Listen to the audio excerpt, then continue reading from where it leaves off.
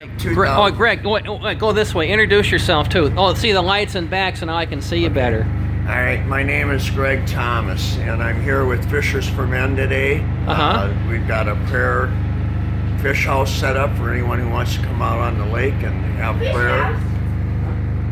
In May of 2006, I was diagnosed with 2009, I was diagnosed with stage 4 inoperable head and neck cancer. And I was told I had about 2 weeks to live. And by the grace of God, I'm still here. And God has been doing incredible things. Out where I live in the country, I would walk up the gravel road with my dog, and I came across an old abandoned church that was falling into the ground. I started restoring it. Now it's 7 years later, and the church is all completely restored. It's been on Boyd Hubert's land of 10,000 stories 5 separate times. It went viral on the internet. There's now over 3.5 million views. I got letters from all over the United States and all over the world. It's been in every paper you can possibly think of, and it's an incredible journey. Wow. And now I'm at stage 4 again.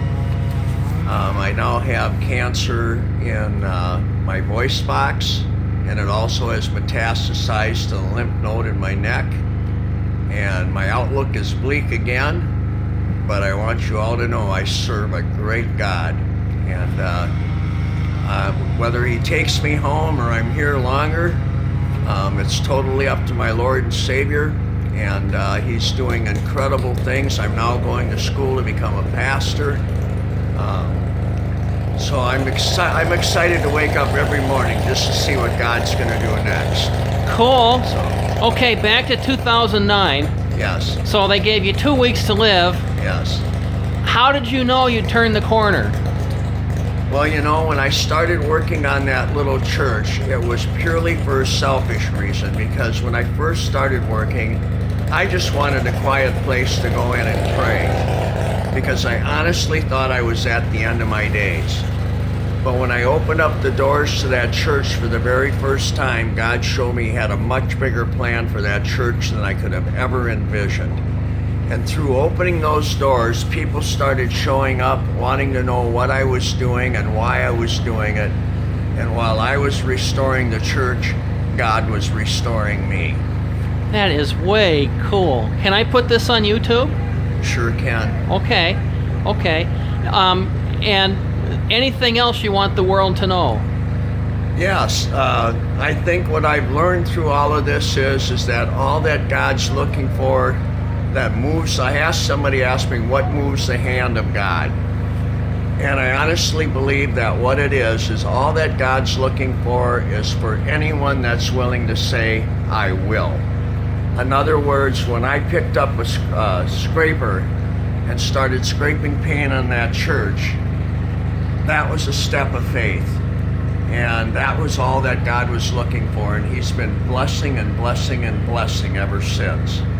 And I think that's the message to everyone. We're all here to serve each other. We're all here to better each other. And this is a gift from God. And that's what He wants us to pass on. And so I guess that's the message I have for anyone out there. You know, just put your faith and trust in Him, and you'll be amazed at what He can do. Well, and I'll bet when God calls you home, when that happens, whether it's 2 weeks from now or 20 or 30 years from now, I'll bet there'll be about a bazillion angels waiting that want to shake your hand. Well, like I tell everybody, it's not what I've done, but it's what God's done through me. So I give Him all the praise, all the honor, and all the glory, because I literally couldn't have done any of this if it wasn't for Him. Way cool. Thank you, man. Thanks for doing this video. You're welcome.